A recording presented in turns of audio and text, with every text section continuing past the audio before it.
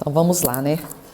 Para falar sobre a justiça, a gente tem que estar assim, numa postura e numa conexão mais mental para a gente poder raciocinar acerca disso, porque quando a gente observa o mundo do jeito que ele está, a gente fica completamente confuso com relação à justiça de Deus. E é uma pergunta que a gente sempre tem que ter em mente a resposta para oferecer, porque nos nossos atendimentos da reunião mediúnica, a pergunta que mais surge qual que é? Onde estava Deus? Onde estava Deus? Eu vou fazer a justiça, já que a justiça não existe. A gente sempre escuta basicamente todo dia. Então esse estudo, ele é da maior importância. Então, assim, eu até visualizei a gente tendo um momento de estudo mesmo, ao invés de uma palestra. Eu falar aqui tudo aquilo que eu penso, que eu entendi. A gente construir esse conhecimento aqui hoje para que cada um saia mais enriquecido dessa compreensão da justiça. E então, de cara, a gente já começa percebendo que existem duas justiças, não é uma só. Temos a justiça de Deus e temos a justiça dos homens. Os homens são perfeitos? Então, quem é imperfeito vai fazer alguma coisa perfeita? Logo, a justiça dos homens, ela é imperfeita como o próprio homem é. E a justiça de Deus, que é perfeito. É isso que nós precisamos entender, compreender. Por isso, a doutrina espírita nos dá a possibilidade de termos uma fé raciocinada. Porque quando a gente compreende algo, fica mais tranquilo, mais fácil da gente aceitar. Muito difícil ou praticamente impossível a gente aceitar algo que a gente não entende. Daí, a gente compreender a revolta desses espíritos que aparecem nas nossas mediúnicas. Porque normalmente eles sofreram o quê? Uma injustiça. E normalmente uma injustiça assim, sinistra. Injustiça sinistra. Vamos então começar pelo capítulo 11, que é a lei de justiça, amor e caridade. Isso é a nossa primeira reflexão. Por que Allan Kardec compilou esse estudo da justiça, atrelando a lei da justiça, do amor e da caridade? Aqui ele está falando da lei de Deus. Então a lei de Deus é um tripé construído: justiça, amor e caridade. São importantes e um sem o outro não existe. É isso que Allan Kardec fala aqui. Eu convido todo mundo a ler depois, que eu não vou ler o capítulo todo. Eu vou ler só algumas perguntas que vão nos dar assim, uma base para a nossa reflexão até o final do nosso tempo de hoje, né? Vamos lá. A pergunta: o sentimento de justiça está na natureza ou é resultado de ideias adquiridas? O sentimento de justiça está na natureza? O sentimento, segundo a psicologia, não. Primeiro vem o pensamento e depois o sentimento. Exatamente. Mas aqui os espíritos respondem que está de tal modo na natureza que vos revoltais à simples ideia de uma injustiça. Então, o sentimento de justiça está em tudo. É o que diz no decorrer da explicação. Está não só na natureza, quanto dentro de cada um de nós. O sentimento de justiça está em tudo. Em tudo. Tá? E principalmente, ele coloca lá, porque a resposta é mais longa, no coração do homem. Olha como que Deus pensa em tudo. Ele colocou esse sentimento de justiça dentro do nosso coração. Tanto é que, está falando aqui, que no coração do homem mais simples, o homem mais rude, o homem do campo, ele já tem dentro dele muito forte esse sentimento, né? Ele tem esse saber natural, mesmo que ele não saiba nem ler nem escrever. Ele já tem esse feeling. Todos nós temos, né? Depois, Allan Kardec vai futucando até ele conseguir. Sendo a justiça uma lei da natureza, como se explica que os homens a entendam de modo tão diferente? Não é uma pergunta que todo mundo tem? O que é justiça para mim não é para você. Cada um entende de um jeito. Não é assim? Nós não somos diferentes uns dos outros? Pois bem, a resposta dos espíritos é porque, em geral, se misturam paixões que alteram esse sentimento nato, esse sentimento que já é colocado dentro de nós, genuíno, todo mundo tem. E como acontece com a maior parte dos outros sentimentos, fazendo com que os homens vejam as coisas sob um falso ponto de vista, ou sob um falso prisma. A gente já sabe aqui que cada um de nós tem uma lente dispersiva ou conversiva para enxergar um determinado fato. A verdade é que cada um de nós deturpa o que está vendo, ou coloca suas próprias coisas em cima do que está vendo, de uma situação, de um comportamento, né? Aí ele pega e lança a pergunta: então, como se pode definir a justiça? Olha o que os espíritos falam. E com isso a gente já até fecharia o nosso estudo de hoje. Durou rápido. A gente já pode fechar com essa resposta e podemos ir para casa tranquilos. A justiça consiste no respeito aos direitos de cada um. Essa é a parte da justiça que é comum na justiça de Deus e na justiça dos homens. Só que acontece na justiça dos homens? Não acontece, né? O que é que determina esses direitos? Duas coisas: a lei humana e a lei natural. Duas coisas determinam, né? A lei humana e a lei natural.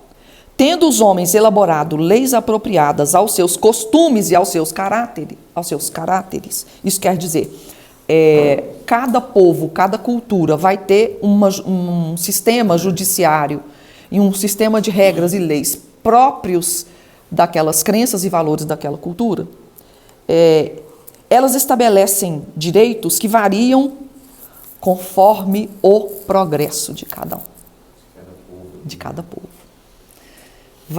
As leis, as regras, o sistema judiciário vai estar sempre caminhando de acordo com o progresso daquele grupo, daquele coletivo, né? Vede se as vossas leis de hoje, embora imperfeitas, consagram os mesmos direitos que as da Idade Média. Não precisamos nem ir tão longe. Há pouco tempo, as mulheres não tinham direito de votar, né? Não tinham direito de trabalhar. As leis trabalhistas, enfim, tudo muda. Não tinha divórcio há pouco tempo. Hã? Não tinha voz ativa. Exatamente. Não, a lei está em constante mudança e a gente entende que a lei está em constante progresso, né? Nem sempre, portanto, o direito instituído pelos homens é conforme a justiça, né? Nem sempre. Nós vamos ver por quê. Além disso, ele regula apenas, isso é importantíssimo, a lei dos homens regula apenas a justiça social. A justiça individual fica ao encargo de cada um, dentro das suas quatro paredes ali, cada um é regulado pela sua própria consciência, né? Está falando lá. Na vida privada, há uma infinidade de atos que competem exclusivamente ao tribunal da consciência. E aí, a última pergunta que eu gostaria de trazer para ficar em sintonia com o que nós vamos falar, porque depois ele ainda fala sobre a caridade, o que é a caridade, que a gente já sabe, né? Resumindo, o que é a caridade? Benevolência para todos, o que mais? Indulgência para a imperfeição dos outros e, qual que é a última coisa? Perdão das ofensas, né? E aí ele discorre sobre a caridade, mas não é o nosso tema de hoje, mas a gente já está entendendo que a caridade é um dos pilares da justiça, na ótica do Espiritismo, né? E depois fala do amor, que vale a pena também você dar uma lidinha em casa, que o amor é uma virtude instintiva. Ele dá o exemplo do amor de uma mãe pelo filho, embora a gente já saiba que tem relações de mãe e filho que são difíceis por questões aí de passado reencarnatório. Mas a natureza já nos brinda com essa facilidade de desenvolver o amor instintivo pelas criaturinhas frágeis, né? Não só pelos filhos, mas pelas criaturinhas frágeis. E depois ele fala aqui também sobre o direito de propriedade, que são algumas perguntas que, resumidamente, nos falam que a gente é justo a gente querer ter as coisas desde que a gente trabalhe e lute por elas. É correto, é justo, e a gente não precisa se sentir, como muitas pessoas falam, né, na obrigação de virar franciscano. Mas isso, o fator que nos impele a progredir, a ter algo na vida, a estudar, para poder conquistar, comprar uma casa, comprar um carro, isso nos alavanca para buscarmos o nosso progresso, nem que seja pelo progresso material. Já é um começo, né? Lembra que a gente falava na nossa reunião de sexta-feira? O amor-comportamento já é um começo do amor, para depois ele virar o amor-sentimento. A gente começa batalhando para ter as coisas. Muita gente está nesse nível ainda, mas a meta é que a gente batalhe para obter tesouros no céu. Mas a batalha tem que ser de forma cristã, né? Exatamente. Para obter as coisas materiais, se ela for de forma cristã, não tem contraindicação. É isso que o Allan Kardec está falando aqui. Desde que a pessoa seja honesta e desde que ela não prejudique ninguém, não tem que ter prejuízo a ninguém, tudo que ela obteve, que foi pelo esforço, está lícito para que ela. É justo, porque a gente tem essa dúvida. É justo fulano ali de ser rico e eu ser pobre?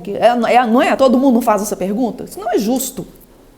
Fulano, quanto mais tem, mais quer. Depende do jeito que ele está, né? Ele está ali, perdendo as noites de sono para estudar, para concorrer, para poder adquirir, trabalhando sol a sol, de segunda a segunda. Então, ele está batalhando por aquilo. Está dizendo aqui, vale a pena você ler, desde que ele não ultrapasse aquilo que a gente leu aqui. Desde que ele nunca faça ao outro aquilo que ele não gostaria que se fizesse a ele. Tá? E tem uma outra pergunta aqui, não é aqui não, mas eu já vi algum palestrante fazendo essa pergunta e eu achei assim fantástica a pergunta, eu queria trazer para compartilhar com vocês. A pergunta é a seguinte: para que a gente saiba se algo é justo,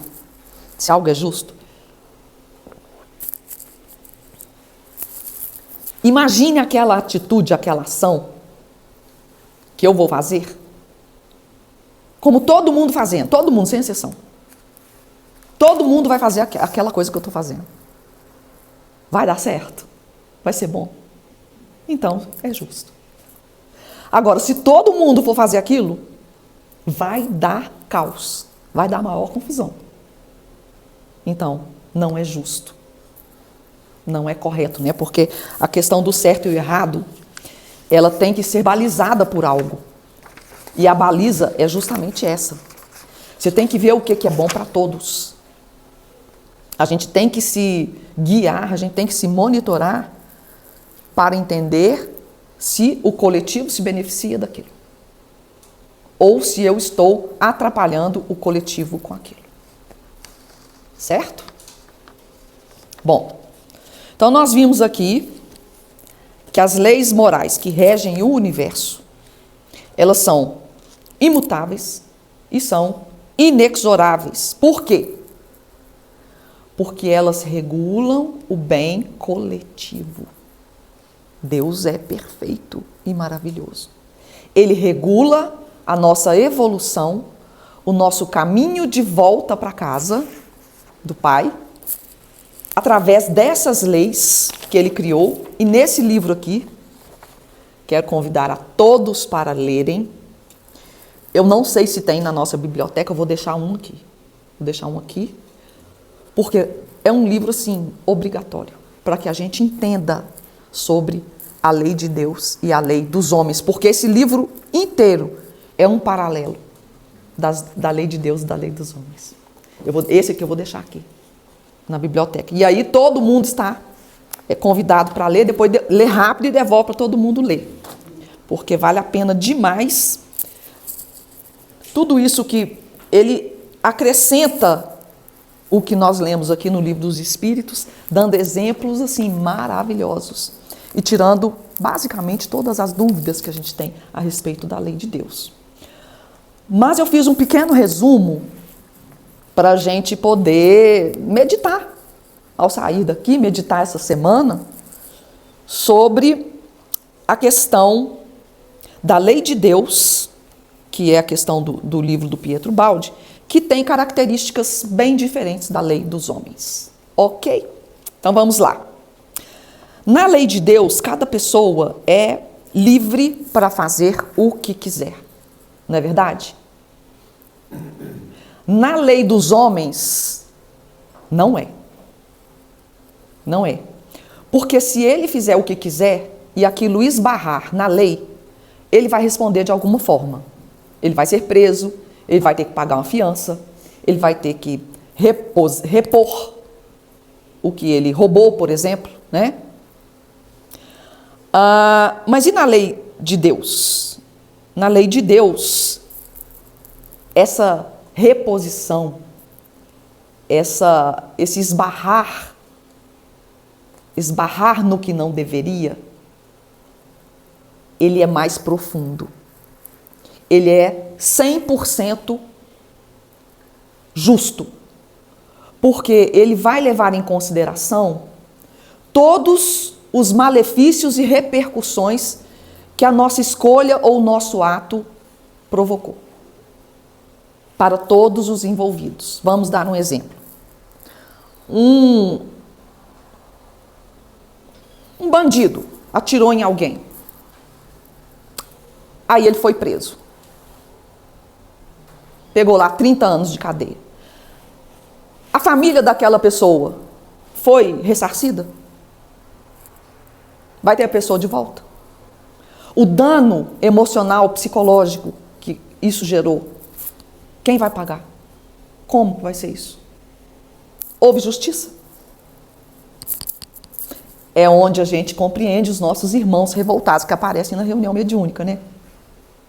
Cadê a justiça? Fulano matou, tá aí, ó, feliz. Tá aí. Não vou deixar. O que acontece?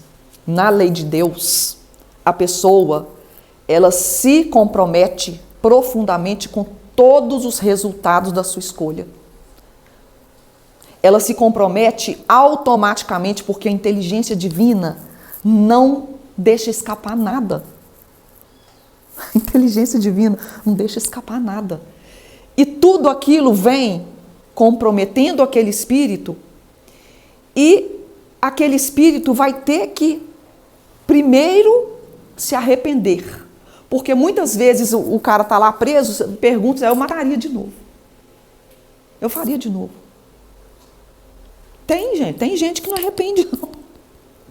O primeiro passo é o arrependimento. O segundo passo é a reposição. É a reposição. E essa reposição, ela vai ser feita de uma maneira mágica. de uma maneira perfeita, que é isso que esse livro explica. Esse livro explica como que é feita. As pessoas envolvidas naquelas responsabilidades espirituais que a gente adquiriu, elas voltam ao cenário novamente. E ali a gente consegue reparar, se não tudo, pelo menos uma parte do malefício que a gente causou, do dano que a gente causou. Pode falar. Mas a intenção é reparar tudo, porque vai voltando, né, até reparar tudo. Agora, exatamente. Não saireis enquanto não pagar. Exatamente, essa é o segundo tópico da lei de Deus. Na lei da justiça humana, às vezes, a reparação é assim, 5 anos de retenção, ou vai dar 20 cestas básicas, né? Na reparação divina, como é que isso vai acontecer? Através das reencarnações. Nós temos, na lei divina, nós temos o infinito pela frente de tempo.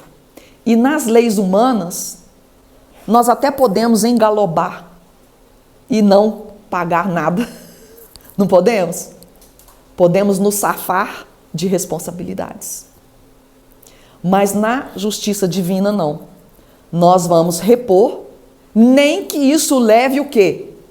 1000 anos? Hein? 5 encarnações? Ô Senhor! Ô Senhor! Então, a lei divina, ela está muito em cima da responsabilidade pessoal e da justiça plena da reparação. Porque a reparação, ela pode ser feita em várias prestações, a perder de vista, né? A perder de vista. A gente vai ressarcindo à medida que é possível, à medida que a gente deseja, mas, como o Antônio bem disse, daqui não saireis até não pagar, até pagardes o último ceitil. Não é bacana isso? Ou seja, na lei de Deus, nós temos o tempo. O tempo. Na lei dos homens, não. Às vezes o tempo de pena, né, é ridículo. Ou às vezes é muito forte, cometeu-se uma injustiça. Alguém foi parar na prisão injustamente. Mas qual que é o terceiro entendimento da lei de Deus e da lei dos homens? Na lei dos homens, os inocentes podem sofrer muitas injustiças. E é o que Pietro Baldi fala, né? É o que mais acontece. Por isso que Jesus fala, né, das bem-aventuranças. Bem-aventurados aflitos, aqueles que sofrem por perseguição da justiça. Por quê? Porque aqui é um planeta escola. Aqui é um planeta onde a gente ocupa cadeiras nessa escola que são desde as mais fáceis na primeira fila até as lá do fundo, onde a gente tem dificuldade de ouvir o professor e de enxergar o quadro negro. Isso é uma simbologia, tá, gente? Onde aí na próxima encarnação a gente vem na primeira fila, com todas as facilidades que antes a gente não tinha na encarnação anterior. E nisso, até Pietro Baldi fala bastante, a gente troca de papéis. O poderoso, o chefe, aquele que está na liderança, está no comando, depois ele vem como um subordinado. Ele vem como aquele que está sendo submetido para que ele passe por todas as experiências e compreenda a importância do equilíbrio do comando e da subordinação. E nisso está o progresso, por incrível que pareça. Porque cada hora a gente ocupando uma cadeira, cada hora a gente ocupando um lugar na sala de aula, a gente vai compreender a importância do coletivo, por exemplo, a importância do silêncio na hora da sala de aula, da colaboração com os colegas, da importância de se prestar atenção na aula. Essas coisas todas que a gente, como alunos levados que somos, né, arteiros que somos, a gente ainda só pensa em adiar o nosso compromisso evolutivo. E não há mais tempo para isso. Não há mais tempo para isso. Somos crianças, mas a gente já está caminhando para a nossa puberdade espiritual. Crianças funcionam muito com a questão de castigo. Já a puberdade e a adolescência, as conversas, os diálogos são muito produtivos. E é nisso que Deus nos brinda. Hoje nós temos aí disponível nas redes sociais, na internet, no mundo virtual como um todo, ensinamentos que saciam, eu não vou dizer 100% não, mas todas as nossas questões e ansiedades, angústias, a gente pode obter respostas na internet de vários pensadores, e é aquilo que a gente falava. A gente pode estudar tudo e filtrar, reter o bem, para que a gente consiga evoluir. E é importante a gente evoluir, porque quando a gente se torna um bom aluno, nós vimos aqui, a gente já começa a colaborar com o todo, porque no mínimo aquelas pessoas que fazem parte do nosso métier já são, exatamente, já são influenciados pela nossa vibração, pelo nosso exemplo. É importantíssimo a gente se iluminar, porque no mínimo em torno de nós alguém recebe essa luz, por mais fraca que seja. E depois a gente já tem o entendimento de que tudo é energia, não é? Todo mundo que está aqui, eu acho que já tem esse entendimento. E a energia da paz, do amor, da caridade, da justiça, ela existe no planeta como um todo. Essa rede energética existe. E ela precisa se fortalecer com cada um que se conecta nela. Não é verdade? Cada um que se conecta nessa rede fortalece essa rede. E aí a gente vai construindo uma energia melhor para o planeta como um todo, porque a gente está evoluindo coletivamente.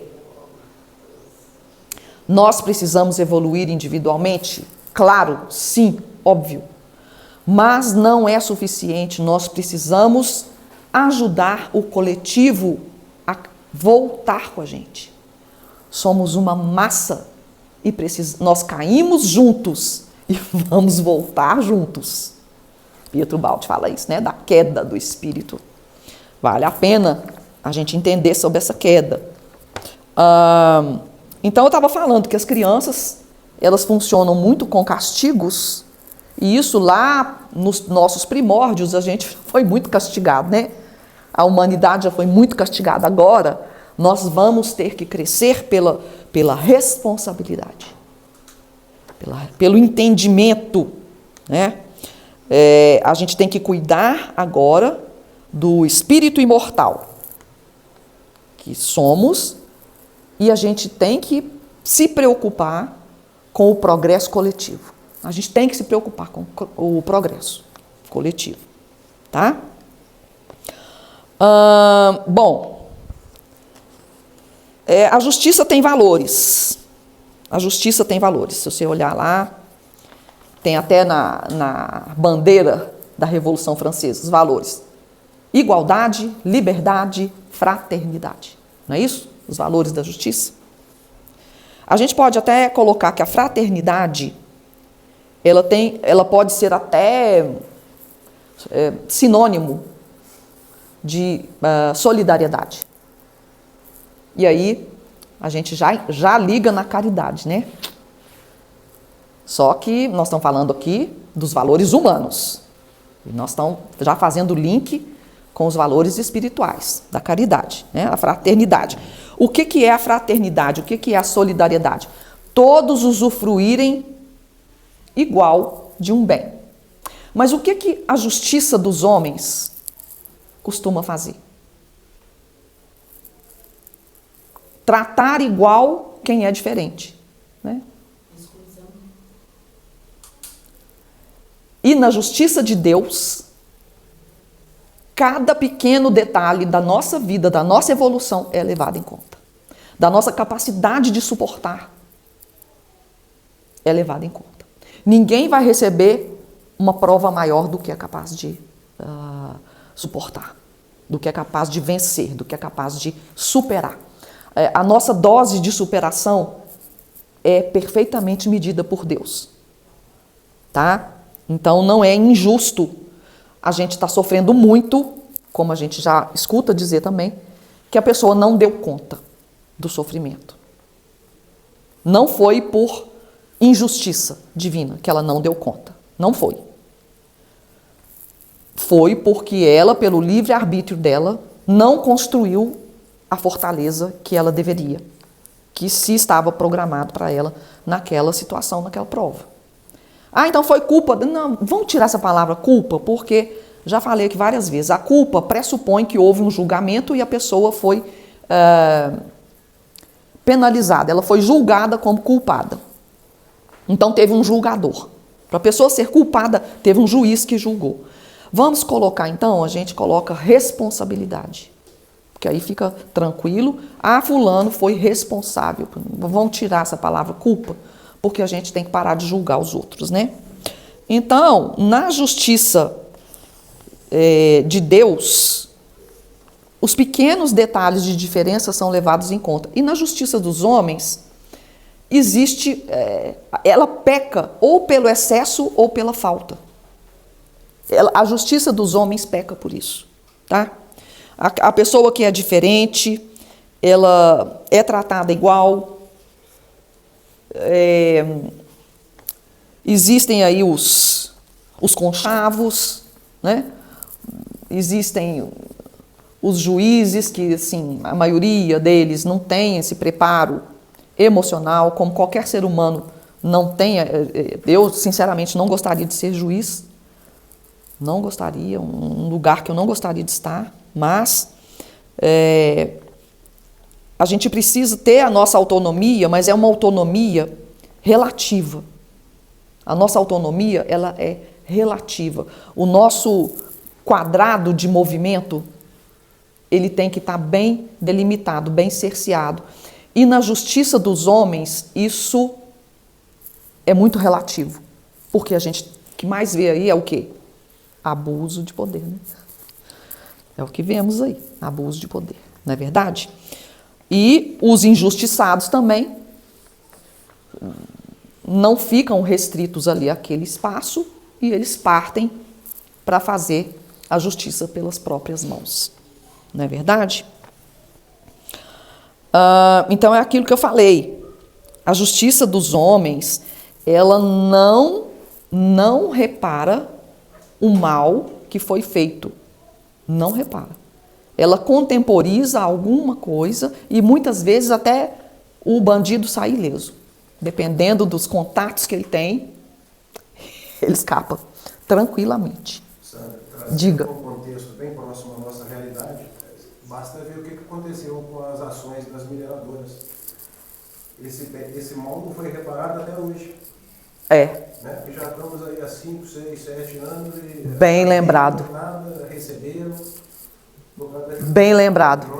A justiça dos homens, né? Tem gente aí com processo de 10 anos, de 15 anos, de 20 anos, que não resolve.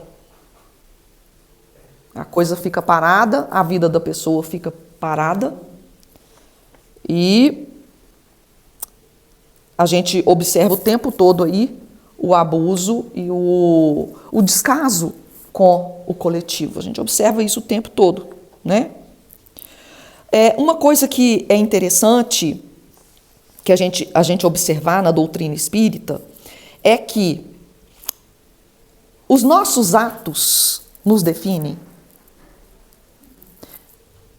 Muito bem. Às vezes eu posso ter um momento, uma má escolha, fazer uma loucura, né? Aconteceu alguma coisa, eu quebrei, joguei para cima, saí correndo, gritei, xinguei, mas depois eu caí em mim. Lógico que eu vou ser responsável por todas as consequências daquilo, mas aquilo não me define. Na doutrina espírita, a gente pode errar, até porque a gente aprende com os erros.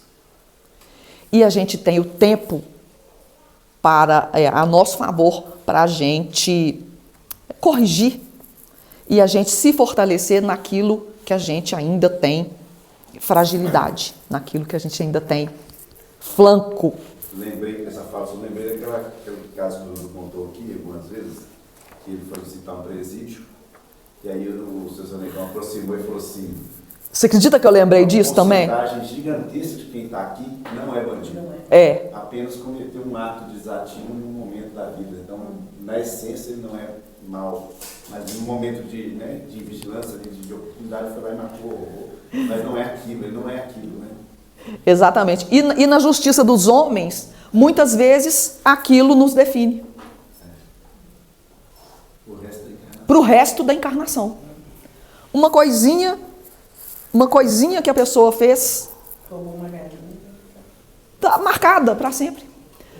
Não é? Vamos supor, o cara foi, cumpriu, ele, sei lá, ajudou num assalto. Num momento de impensado, ele participou lá do assalto, ele estava lá no meio, acabou sendo preso, ficou preso 5 anos. Saiu, não consegue emprego mais. Inclusive, nos filmes e séries de assalto, né, que tem, a gente acaba torcendo pro bandido.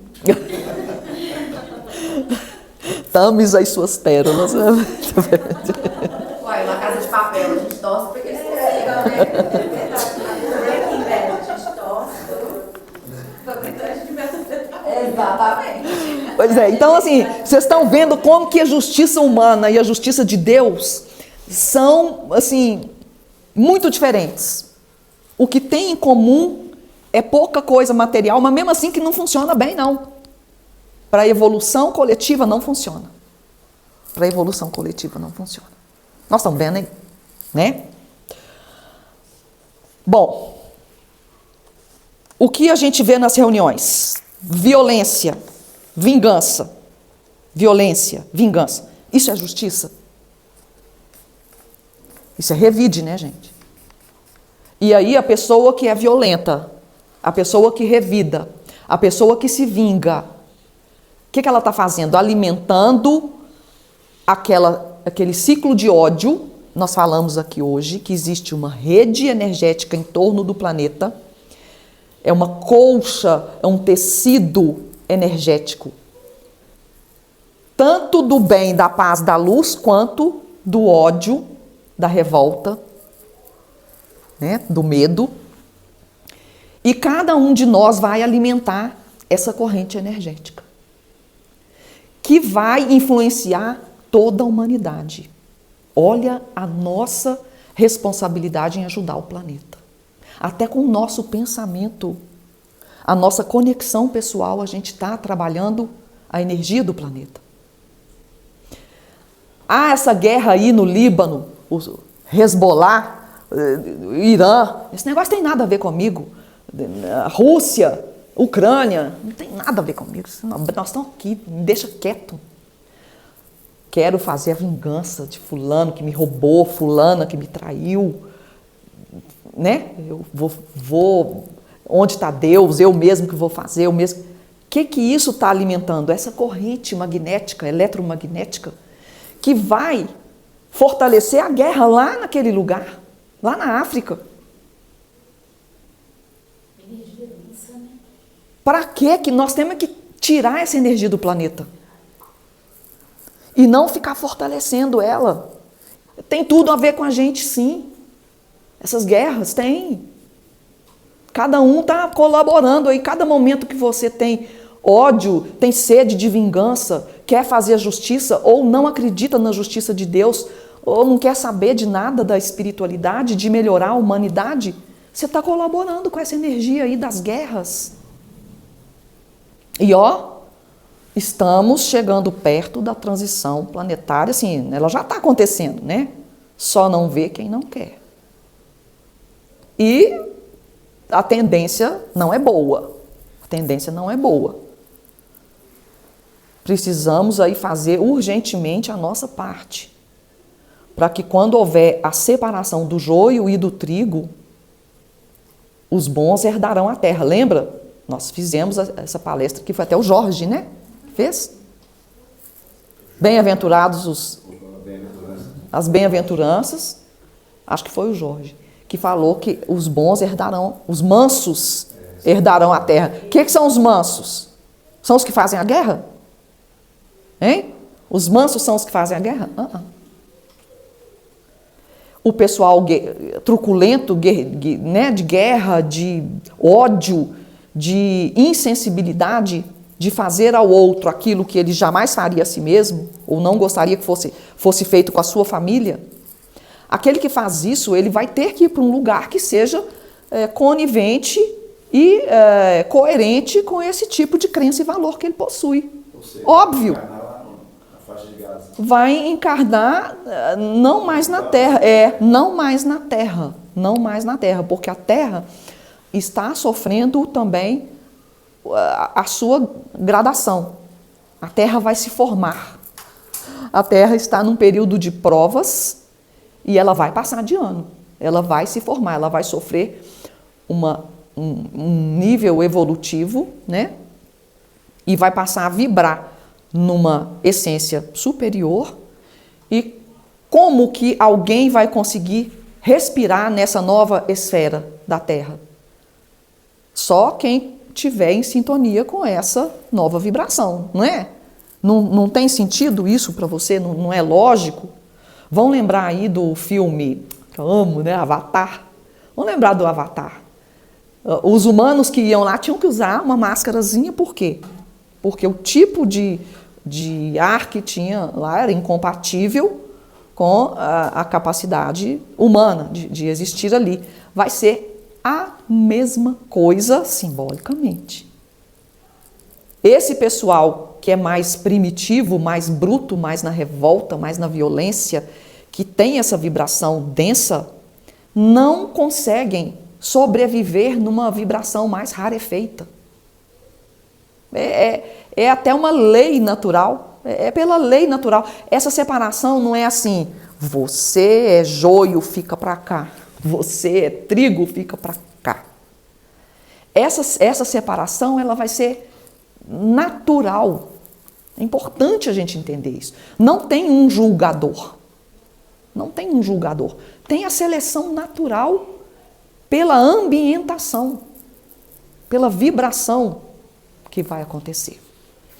Então, a gente vai compreender que a justiça, que é ancorada no amor e na caridade, esse tripé, ela é parte responsável pela construção de uma vibração mais rarefeita na Terra. E todo mundo que está tendo acesso a essa informação pode já começar a trabalhar em si essa questão, né, do autoconhecimento, do autocontrole, de estudar tudo que é preciso para que a gente consiga aceitar o que de mal está por vir, porque vai vir. Não tem como a gente fugir disso. Antes da gente reencarnar, a gente já sabia que a gente ia passar pelo processo da transição planetária. Não estamos aqui sem a consciência. Estamos aqui conscientes e a gente quis. Então vamos nos fortalecer para a gente passar por essa tormenta. O próprio seu Zé Negrão já falou aqui nos nossos cultos que o pior ainda não está por vir. Né? Ele já falou isso algumas vezes. E a gente tem que ter em mente que a gente tem o tempo para acertar toda a nossa harmonização com Deus e com o cosmos, com o universo. Temos o infinito pela frente. Só que para ficarmos aqui na Terra, não temos tanto tempo assim. Não temos tanto tempo assim. Urge que a gente já comece a nossa reforma interior e a nossa mudança de postura. Tá? Novas escolhas, novos caminhos, a gente vai reparando os erros, vai construindo o nosso amanhã, né? Mas principalmente a gente tem que aprender com os nossos erros, porque a gente ainda vai errar, tem jeito. No estado evolutivo que a gente ainda se encontra, né? Eu disse aqui, nós ainda estamos na adolescência, a gente ainda comete bastante erros, mas a gente precisa estar vigilantes e, quando errar, aprender com o erro e corrigir a rota. Corrigir rápido a rota, né?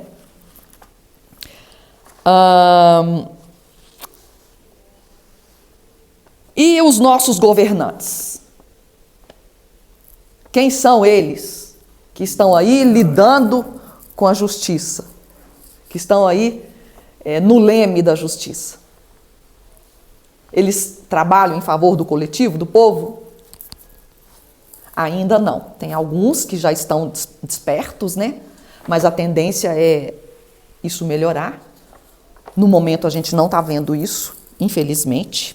Mas podemos ter em mente que quando nós, o coletivo, quando nós melhorarmos o nosso padrão de valores e princípios morais, os nossos representantes vão ter essa mesma energia. Aqui no livro de Pietro Baldi, ele até cita o exemplo. Achei tão interessante porque eu já estudei muito sobre a Revolução Francesa, mas não a nível profundo espiritual. E ele conta da Revolução Francesa com ênfase no mundo espiritual. Muito interessante. Quando a mentalidade coletiva estava pronta e o representante estava também num nível de consciência menos truculento, aí aconteceu a tomada de poder. Mas vale a pena, eu estou falando de uma maneira muito pobre. Ele explica com detalhes isso, é tão interessante, né? Isso é para a gente falar que a justiça perfeita agora não terá, porque não temos espíritos perfeitos aqui ainda. Mas quando estivermos, né, nos mundos felizes, aí a justiça vai ser perfeita. Porque ela vai estar sempre ancorada no amor e na caridade. E aqueles ideais de liberdade, igualdade e fraternidade vão estar sendo experimentados em sua mais ampla concepção. Tá? Alguém tem algum apontamento para fazer a esse respeito? Acho que de tudo que eu preparei, eu acho que é isso. Sandra, diga. Na época que Jesus encarnou, havia mais de 700 leis naquela região, naquele mundo, né? E ele falou assim, não vim destruir a lei. Sempre falava isso, né? Falava, não vim destruir a lei. Mas ele transformou essas leis em duas. Pegou mais de 700 e transformou em apenas duas.